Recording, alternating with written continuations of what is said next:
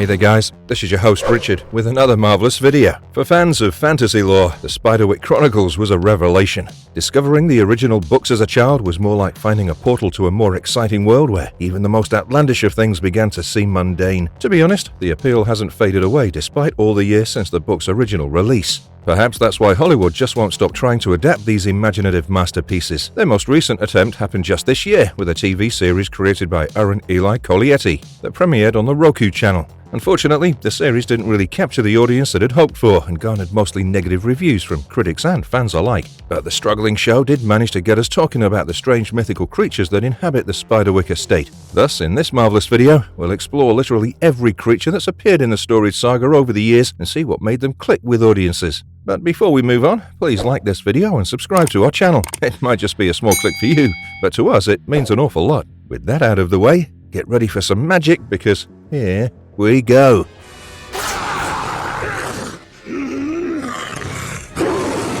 Fairies. So, what better place to start than arguably the most key players in the saga, that is, the fairies. This category can be a bit vague, but we believe that it merits a full explanation, especially for newer fans. Fairies are so integral to the world of the Spiderwick Chronicles that they form the basis of Arthur Spiderwick's field guide to the fantastical world around you, which is essentially the culmination of his life's work. The term fairy or fae can extend literally to any inhabitant of the invisible world and encompasses a wide range of species, ranging from elves to dragons. Some fairies are more humanoid, while others seem like towering hunks of claws and fangs. Most fairies can live far beyond the human lifespan, and as inhabitants of the invisible world, they of course like to remain invisible to us mere humans. There are some methods by which normal humans can interact with these creatures, but these can often be extremely convoluted, like being the seventh son of a seventh son. But yeah, having red hair can also suffice. Despite this, most humans are incapable of seeing the fae as they lack the sight. But hey, fret not. Some artificial methods can also serve this purpose. You could try looking through a holed stone or try acquiring a four-leaf clover. In the case of the Grace children, they acquired their sight when a hobgoblin spat in their eyes, while the Vargas got their sight after being held under the eater in which a Niwi had been soaking. Needless to say, fairies possess many powers and abilities that are beyond human comprehension, but there are also several limitations to their powers. For example, no fairy except for dwarves can tolerate metals like iron, and some can even be allergic to common household chemicals like salt. Goblins. Goblins are toad-like monsters which are basically some of the nastiest little things to ever exist. These reptilian nightmares are malicious, aggressive and bloodthirsty, prone to devouring your pets every time they get the chance. Even a single goblin can wreak considerable havoc, but in large numbers they can be some of the most dangerous and prejudicial things you could ever encounter. Most humans undergo vivid nightmares whenever there are goblins nearby, so if you have any strange dreams, be on the lookout. Goblins can occupy positions on Earth, and their lairs can be found anywhere from caves to the sides of roads. But don't mistake these creatures for mindless pranksters, as they're also strangely intelligent in some matters, capable of creating crude weaponry and organizing themselves into armies. Maybe that's why battlefields are a goblin's favorite haunt, and you can often find them scavenging for raw material in these areas. As members of the invisible world, goblins usually tend to go unnoticed by humans, but these creatures have a knack for making themselves known to unsuspecting passers-by. As annoying as an infant on an aeroplane, a goblin's sense of humor is something that most humans will find distasteful and depraved. Of course, this doesn't stop them from constantly pranking those around them, especially if they're undetected. One of the easiest ways to spot a goblin is to use a special lens designed to find these creatures. Goblins come in various shapes and sizes, but the largest by far are the red caps. Some goblins might also have special markings like bioluminescent organs on the tips of their tongues. Despite the sheer variety of goblins on Earth, one thing they all share is the fact that none of them have natural traits. Obviously, this doesn't stop them from hunting down animals, as they can use other sharp materials like glass and metal to shred their poor victims. Also, yeah, they have a tendency to pee everywhere to mark the territory, and that's just plain disgusting. Now, we'd hate to be all negative about these little creatures, but they really are the worst, except for the hobgoblins. Hobgoblins are some of the nicer ones amongst their species, though even these can be quite mischievous. A surefire way to get rid of goblins, should you encounter any, is to spray them with tomato juice or vinegar, which is acidic to them. Now, give me! Ogre. Ogres are basically the bullies of the invisible world. They're large and hefty creatures, some of the strongest in the Spiderwick Chronicles. However, they're also unbelievably lazy. Even though most ogres have above-average intelligence, these brutish creatures tend to rely on their brawn much more than their brains. Preferring to live as scavengers, they usually just bully humans and other fairies to steal their food. Brings back some bitter high school memories. But yeah, let's not get distracted here. As descendants of true giants, ogres are abnormally large in their natural form, but also have the power to shapeshift into larger or smaller bodies, whichever they desire. However, shapeshifting has its own set of limitations, as an ogre must have seen the creature they wish to transform into firsthand, and even then they can only shapeshift for super short durations. Still, it's not a bad deal. At this point, ogres might have been extremely overpowered if only they could get along with each other. But fortunately for us, they're largely solitary creatures that like to keep to themselves. But there are exceptions to everything, and in the case of the ogres, it was the infamous Mulgarath who raised an army of goblins, dwarves and dragons, only to be defeated by the Grace Children.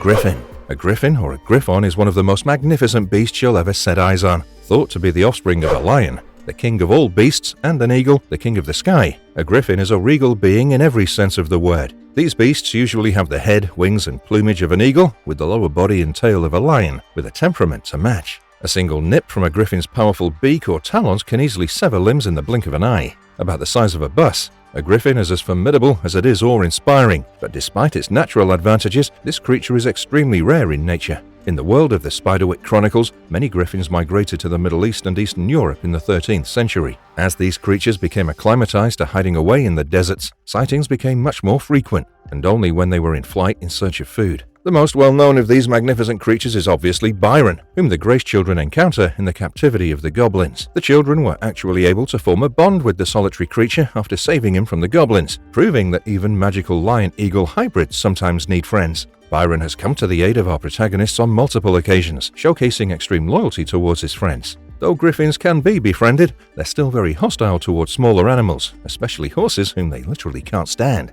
Unlike other magical hybrids, griffins can also procreate and lay eggs that are coated in agate. In stark contrast to their regal appearance, griffins are also well known for their odd habit of hoarding gold and precious stones. But wait a second, that's exactly what the royal ones do, isn't it?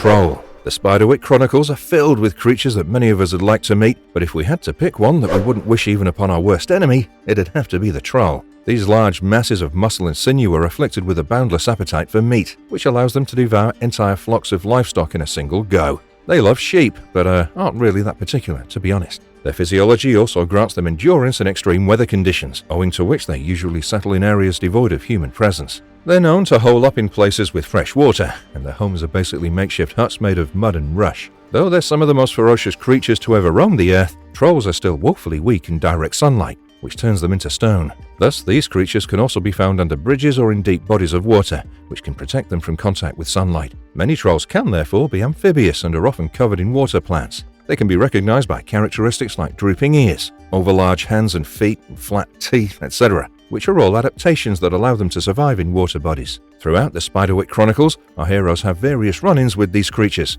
and even Arthur Spiderwick's own brother died of a troll attack. A lesser-known species of these creatures are mole trolls, which tend to live in mines and tunnels under the earth, choosing to feed on poor miners lost in the labyrinths. So yeah, just steer clear of these ones unless you want to be turned into an evening snack.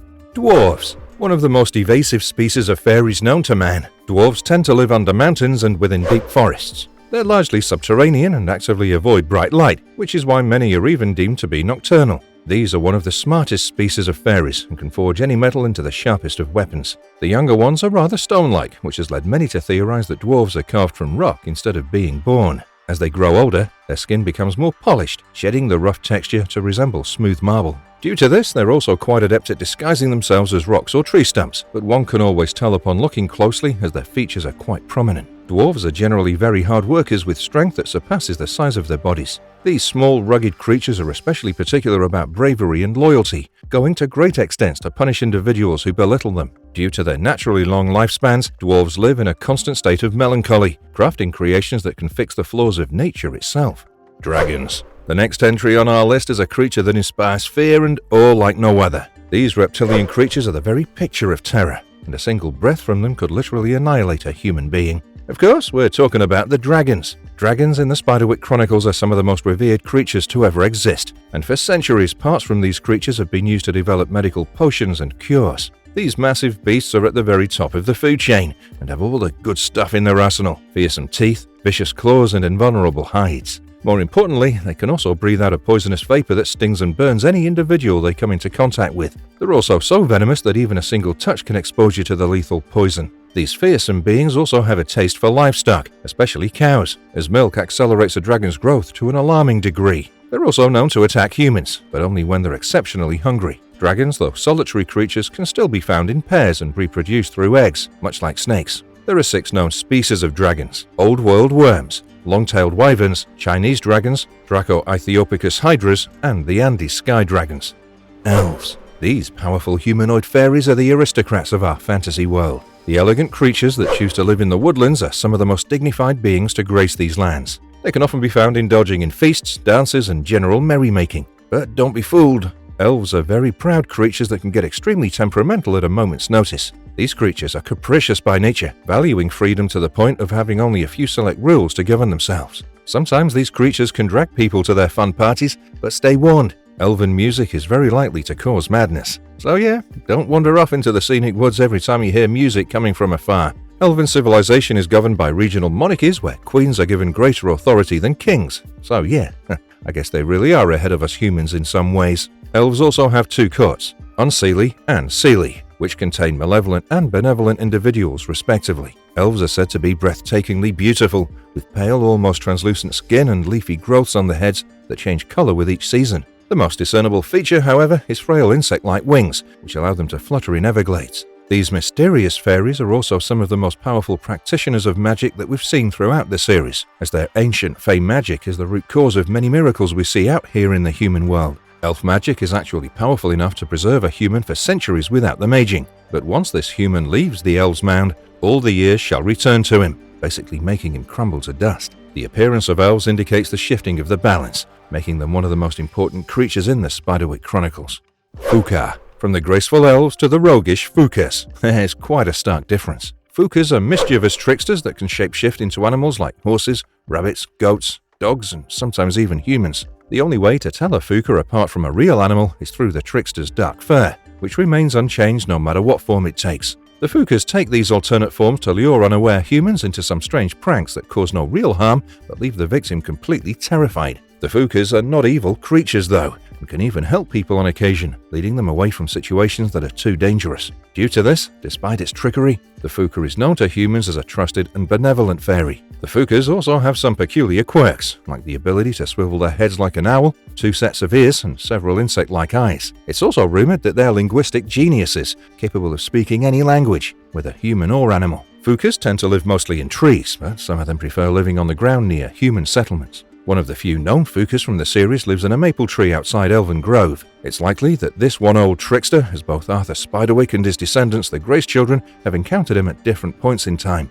Knocker. These enigmatic creatures are mind dwellers who like to mimic the sounds of miners by tapping against the walls with their long, frail fingers. Though there are no eyewitnesses, it's believed by many that in the dead of night, these creatures carry out their own mining operations. Despite these rumors, it's anybody's guess as to what they're looking for underground, as they don't seem to be crafting metal. Sometimes also called kobolds. These critters are especially helpful for miners as they warn the workers of impending disasters and collapses by pounding on the walls. Some miners have noted that in such circumstances, it often feels as if the pounding is coming from all directions, alluding to the large population of knockers that live underground. For all their uses and perks, knockers can't abide by 2 things: whistling and swearing. If any of these occur in their immediate vicinity, the creatures will shower the perpetrator with small stones or even find more creative ways to show their disrespect. The only known knocker from the Spiderwick franchise lives inside the old quarry, from where he helped the Grace Children escape. Knockers are said to have translucent skin covered in fine hair, like a small underground peach. Their sense of hearing is extremely acute, and each ear can move independently. These magical beings are distant relatives of goblins and like to collect human artifacts, just like their more malicious cousins.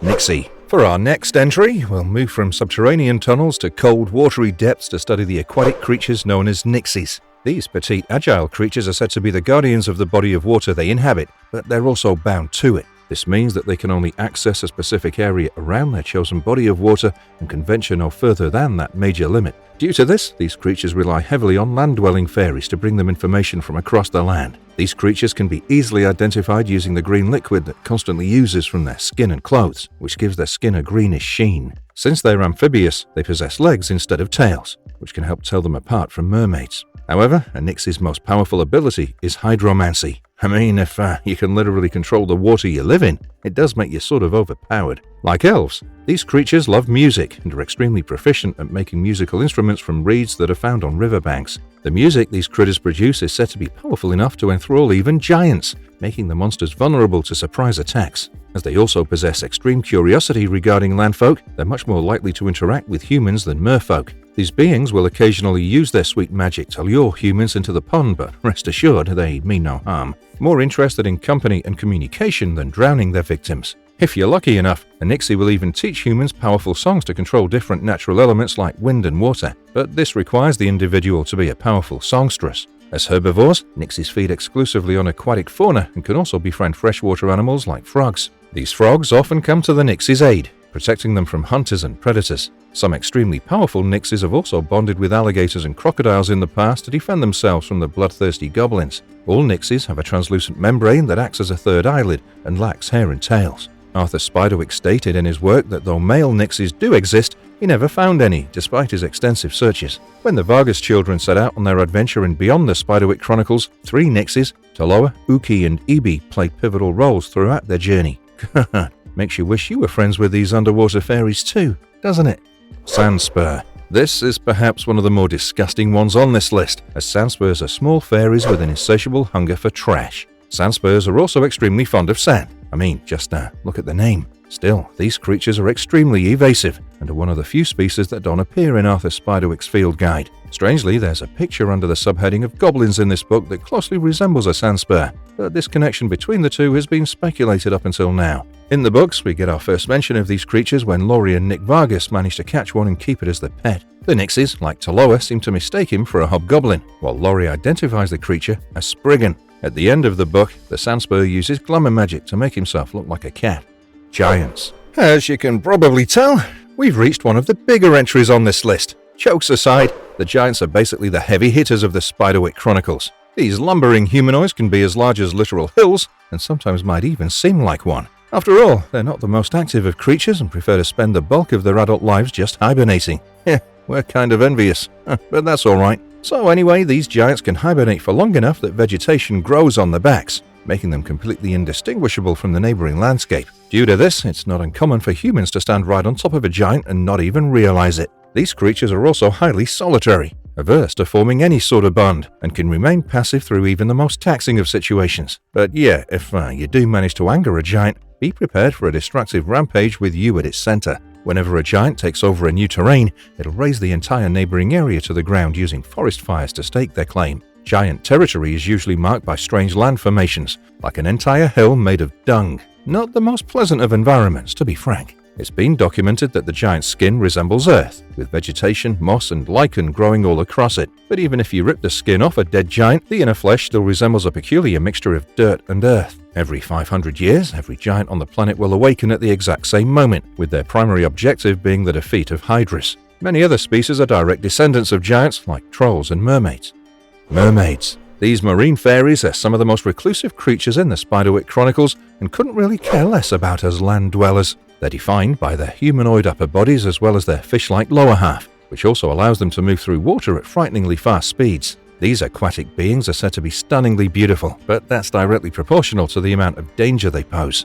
It's never safe to approach these creatures, as they consider most land dwellers to be direct threats due to the deteriorating state of the water bodies in recent years. Merfolk are also known for their ethereal singing, which is potent enough to stop even giants in their tracks. Merfolk come in various colors and shares the characteristics of whatever fish is found in the geographic region naturally. The males of this species are larger than the females and prefer to keep to themselves until mating season. Merfolk civilization is structured loosely into kingdoms, most of which lie in the dark depths of the sea, making them impossible to find. Still, they do leave behind signs like piles of seashells, which indicate that the creatures had come ashore to dine. Also, merfolk use seaweed as fabric, which they often leave to dry in the sun. The mermaid played a special part in the adventures of the Vargas children by helping them lure the giants out to the sea with their songs.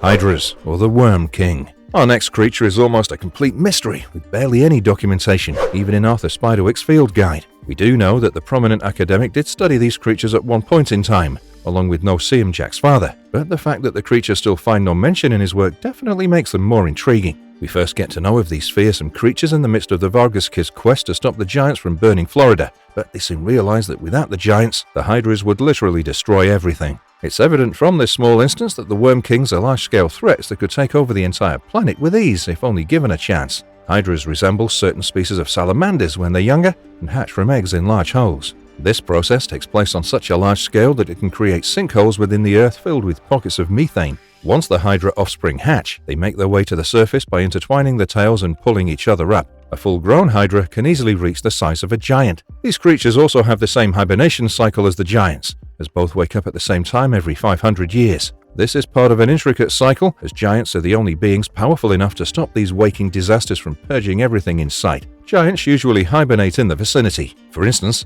the largest concentration of giants we've seen in the stories occurs around Mangrove Hollow, where a Worm King rests. Manticores. It is said that manticores originated in Persia, where they were feared as man-eating beasts, easily capable of ripping a full-grown man to shreds. Sightings have also occurred in the jungles of Brazil, Indonesia, North America, and Europe, indicating that manticores are a pretty widespread species. These feline creatures possess the body of a lion but with a spiked tail that carries a lethal poison. It's said that the creatures can also fire these darts from a distance, and well, now we aren't even safe even at a distance. Humans who have survived encounters with this ferocious beast state that it also bears a face that closely resembles a bearded man, and it's quite common to mistake a manticore for a man hiding in tall grass. The manticores are also musical geniuses apparently, as their calls sound like the lower notes of a flute mixed with a trumpet. Despite the sheer beauty of their call, most animals hide away when they hear it approaching. These creatures survive mostly on large mammals, but might even hunt smaller rodents to supplement their diets. Even magical creatures need a snack sometimes, I guess. Sprites. Dragonfly fairies, or sprites, are known for their dazzling appearances, which make them seem like exotic insects from afar. But these are essentially the most common types of creature in the invisible world. Tiny creatures who prefer to live deep in the woods, high up in the canopies. They love to live in forests that are filled with other fae, and they can be a surefire way to find other fairies in the vicinity. Though generally harmless, these creatures will sink their tiny teeth into you if you disturb them. They mostly avoid conflict. Sometimes at night, their bodies might appear bioluminescent like fireflies. Sprites are fond of weaving their clothes out of fresh petals and flowers. Arthur Spiderwick identifies a large number of subspecies in his work, like sprout sprites, grass sprites, fruit sprites, etc. Despite their differences, all sprites produce strange music whenever they're in the vicinity and can even emanate the scent of honey and fresh bread. The most aggressive variety of sprites is the hominid or human-like sprites, which are extremely cunning and can actually cause us people some very real harm. Over the course of the Chronicles, we've seen numerous sprites that often come to the aid of our heroes and even their ancestors. Arthur names a large number of sprites that he managed to befriend, like Toadshade, Teaberry, Phlox, Leatherleaf, and Trillium.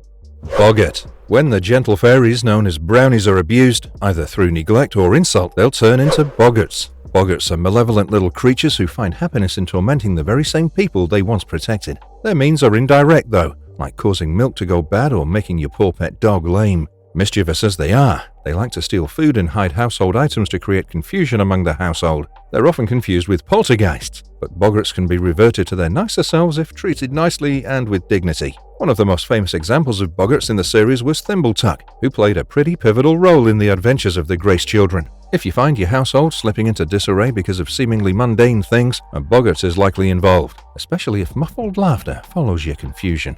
Banshees. The presence of banshees can often be mistaken for ghosts or merely a trick of the senses, but Arthur Spiderwick accepted that this is one of those elusive creatures that certainly warrants further exploration. In his only encounter with a banshee, Arthur was told by his friend to close the drapes and not open the windows under any circumstances, a testament to how much danger these can pose. Arthur notes that during the night he became confused and was forced to open the window. He saw a white figure darting across the lawn, and when he went out to investigate, he found a crying girl. The girl wore a doll and was wringing blood from a wet rag into an ethereal bucket. She could even float at times. Arthur later found that the rag belonged to his friend's father, who was dying of tuberculosis. Despite the little information regarding these creatures, it's clear that they're dangerous and could easily take a human. Kelpie. A Kelpie is a four-legged beast that closely resembles a greyish-black horse. This ghastly water spirit can be found wandering along the shores of rivers and lakes like an innocent but lost pony. But be warned, this is all to lure unsuspecting travelers into riding it, as the Kelpie is pretty fond of drowning the people who get on his back. In the books, it's been recorded that human remains were found in the wretched lake just northeast of the Spiderwick mansion, which locals claim was a swimming hole for the horses. Anyone familiar with fairies can see that this is clear evidence of Kelpies. Some can be tamed by bridling. but the moment they slip out of the harness, it might turn out to be pretty deathly for the rider. These creatures are constantly dripping from the mane and skin, like a seal, but are ice cold to touch. These macabre creatures can also sense the coming of a storm and can be heard wailing before storms.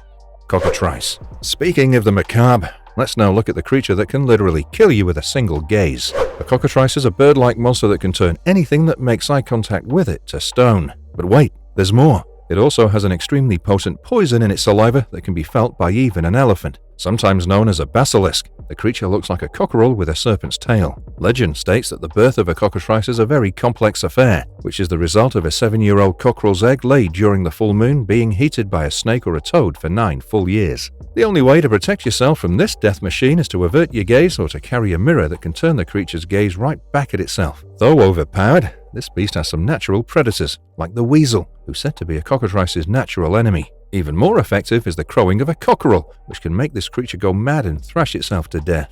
Phoenix. This firebird is one of the most majestic creatures to ever exist. A glorious bird with purple and gold feathers, this bird can live for centuries and make its nest out of aromatics like cinnamon, myrrh, and spikenard. At the end of its life, the bird incinerates itself, only to be reincarnated from its very own ashes in seconds. Myths state that at any given time, there's only one phoenix alive, but this might also be due to how rare natural sightings are. These magical birds don't require any sustenance, but are known to have a taste for the gum of frankincense trees. They can also carry very heavy loads, but perhaps the most wondrous of all its abilities is its tear, which can magically heal any wound whatsoever. Pixie. It's in the nature of cute little things to torment humans. Maybe that's why they like to live near humans. After all, a trickster does need their victims. They can be as large as a human child and usually reside in hollow trunks and logs. Though they never live in designated houses, pixies are rarely found alone. Their taste for the outdoors draws them to places where they can dwell in groups in nature while still having access to humans. In order to hide their pranks, these fairies wear unremarkable clothes that are neutral in tone, so you never really know that they're there. Also, they tend to have a special dislike for rude and cruel people, often singling out these detestable humans as the subject of the most brutal pranks. One of the best signs of a pixie's presence is when small items in your house go missing, but they also like stealing horses and pinching people hard enough to turn your skin blue. One way of finding out whether your garden has a pixie infestation is to simply dig up a clod of dirt and put it grass side down. If it's been flipped by the time you return, there are pixies at work in their area. Salamander. The salamander is a tiny, deceptively agreeable little being that can probably burn your hand off if you try to pet it. These amphibious beings can withstand extreme temperatures while still maintaining their cool skin temperature. When threatened, this critter will ignite into white-hot flames that can be especially dangerous given the fact that salamanders like to hole up on wood piles. They've also been spotted near volcanoes and are said to give off a sulfur-like odor. The position within creatures is said to be so potent that it can burn whatever it touches. The secret to this magical reptile's ignition is the small glands under its dorsal plates, which produce a gas that combusts in contact with oxygen. Despite the significant threat posed by this critter, it's still highly sought by alchemists, who use it as an integral component for turning lead into gold. Also, the skin of a salamander works pretty well as flame-resistant gloves, so I guess burning your fingers off can end up being pretty profitable. Sea serpent, known as the scourge of the high seas. Encountering these on a sailing trip is basically like a death sentence. Sea serpents are massive constrictors with flat heads, capable of crushing entire ships by coiling themselves around their vessels. Unlike land snakes, these marine vantaurours have multiple rows of sharp teeth that can grow to several feet each. The largest of these, the ones found in the open seas, are roughly the size of suspension bridges and can create maelstroms with a mere flick of the tail. In shallower waters, they tend to wait for their prey until the poor thing moves into their range. These massive behemoths have been encountered throughout history, and survivors have stated that their undersides are almost completely translucent. So, if you thought that land snakes were the worst, think again, because these guys will genuinely crush you like a bug. Siren. Sirens are a particularly rare species of mermaid, which Arthur Spiderwick hasn't had the opportunity to encounter. Still, the few reports that exist state that these creatures are the most beautiful of all the mermaids and possess magical voices, just like their cousins. The siren's voice is said to be as beautiful as the sea, but as dangerous as a tidal wave, as it doesn't even spare other fairies from its spell. When an unfortunate soul is under the siren's spell, they can make the person do anything, literally. The victim is forced into a sleep-like trance and will stay in that state even after the siren stops singing, or at least for a while. When finally freed from the song, the victim usually forgets everything that happened after the siren song. The sirens can also be very playful though, and when left undisturbed, they might be found swimming with mermaids. They inhabit watery caverns near reefs, and these places are often famous for sinking ships. Gargoyle. Gargoyles are probably a species of pygmy dragons that were domesticated at one point in time. They've lost the ability to fly, but can still leap across great distances and show extreme agility in mid-air. Their movements resemble those of tropical monkeys, but these creatures are strictly nocturnal and have also developed the ability to stay still for long periods of time to attract prey. They might often be mistaken for statues on top of the building they're guarding, since they also have a similar appearance that mimics bricks and plaster. They like to find the highest perches possible, and can be found atop skyscrapers and cathedrals. Arthur Spiderwick identifies 4 kinds of gargoyles in his work: a spitting gargoyle, a greater gargoyle, a dwarf gargoyle, and a long-necked gargoyle. These variations indicate that this species can vary greatly in appearance from place to place. Hippogriff. Hippogriffs are the offspring of griffins and horses. Since these 2 species are known for being mortal enemies, the existence of a hippogriff is seen as a symbol of enduring power and love. A hippogriff possesses the hind legs and tail of a horse, while the front looks like a griffin. Though Arthur Spiderwick mentions these regal creatures in his books, there have been no mentions of any direct encounters. He assumes many forms, and so you must constantly be on guard. I deeply... Marvelous verdict. From the long list we just went through, it's more than obvious that the world of the Spiderwick Chronicles is a magical and vivid one. It's almost astounding how much care has been put into each of these magnificent beings, as well as their mythology. Though the Spiderwick Chronicles is yet to receive an adaptation that captures the essence of this saga, we're certain that we won't be waiting for too long. After all, most of us can hardly wait to see these creatures brought to life on the big screen, and if there's one thing that Hollywood knows perfectly, it's supply and demand. But that's it for today. Please let us know if we've missed out on any magical creatures in the comments below. Also, don't forget to subscribe to our channel to stay updated in all our marvelous content. So, bye for now, and we'll catch you all in the next one.